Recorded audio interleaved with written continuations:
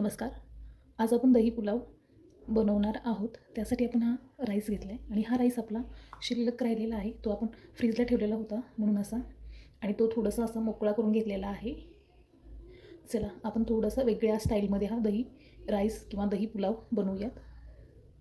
ह्या राईसमध्ये आपल्याला 1 चमचा दही घालायचे.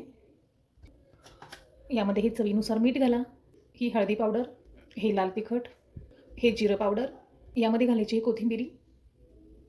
आता हे पूर्ण असं मिक्स करून घ्या. हे आपलं छान मिक्स झालेलं आहे. आता आपण याला तडका देऊयात. इकडे गॅसवरती पॅन ठेवला आहे, यामध्ये तेल घालूयात. इकडे तेल गरम झाले. आता आपण यामध्ये घालूयात जिरं आणि मोहरी. त्यानंतर घालूयात आपण हा राईस. यामध्ये बिलकुल आपल्याला काही घालायचं नाही, डायरेक्टली हा घालायचा आहे. अगदी सोपी रेसिपी आहे. हे मिक्स करून घ्या. याला छान तडका देऊन झालेलं आहे आपलं. आता यावरती थोडीशी कोथिंबीर घालूयात आपण.